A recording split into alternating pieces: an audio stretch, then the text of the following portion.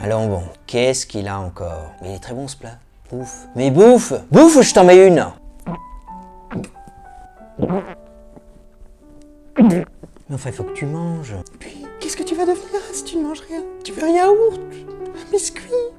Mange quelque chose, quoi. Et avec ça, du chocolat sans doute. Et ma chemise aussi. Bah voyons. Ça vous dit quelque chose? C'est ça le plaisir de la table, hein. Surtout avec ces petits monstres. Attention, hein, je dis monstres, mais c'est affectueux, hein. Ce mélange de plaisir, de douleur quotidienne. Bon, je sais pas ce qui me retient de t'en coller une. Mais oui, c'est ça. Exactement. Ils ne font pas exactement ce qu'on veut et nous, on veut les coller au mur. Ouais. Attention, hein. C'est la même chose chez moi. Pas pour jeter la pierre. Mais évidemment, comme on me pose la question tout le temps en consultation, en plus d'avoir dû apprendre à rester zen avec mes propres petits, j'ai eu le temps de réfléchir sur ma misère en essayant de comprendre ce qui se passe dans la tête de ces petits impertinents. Comment faire donc pour que la table reste un plaisir et qu'en même temps, il bouffe ses légumes? Eh bien, essayez peut-être un « Mais ce n'est pas grave ma chérie, tu sembles avoir fini de manger, tu peux aller jouer. » Oh. C'est vrai? Si, vas-y, casse-toi, va jouer avec tes Legos puisque tu veux pas de mes légumes. Puis là, on attend, comme le pêcheur. Le poisson va mordre. Comment? Tu as faim? Tu n'as pas fini? Mais même, c'est toi qui ne voulais plus manger, nous? Oh, j'ai du mal à comprendre alors. Tu veux des pâtes? Ah, oui, mais tu les as déjà toutes mangées, tes pâtes, hein.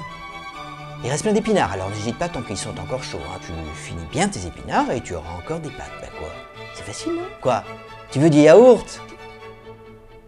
Ouais, cette fois, ton yaourt, tu sais ce que tu peux en faire, hein. Et oui, parce que le yaourt à la place des brocolis ou des épinards, ça le fait pas. Ça réduit la variété, en plus de probablement augmenter la quantité de sucre quotidienne. Mais enfin, ne parle pas comme ça au petit, va tout répéter. Oh, toi ça va, hein. Aide-moi plutôt à l'empêcher de se taper la tête par terre, il va finir par se faire mal. Et donc c'est ça, il faut tenir. L'expérience, il est raisonnable que papa et maman se mettent d'abord d'accord sur les termes de la nouvelle politique de résistance pour offrir un front uni à l'adversaire. Oui, parce qu'évidemment, les pleurs, ça fait inévitablement fondre l'un ou l'autre et que c'est à ce moment précis, quand il sort le grand jeu de la tête sur le carrelage, qu'il faut tenir bon, se serrer les coudes quoi, plutôt que d'appeler son avocat.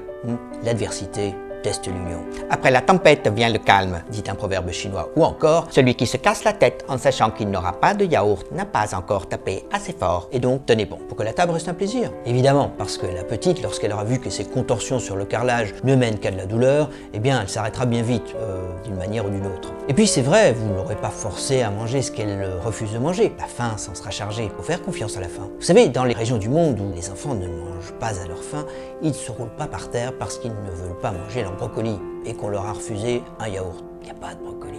C'est vrai ça? Oh. Tu veux manger, mon chéri? Mais bien sûr, maman. Maman? Mais quoi encore? Je t'aime, maman.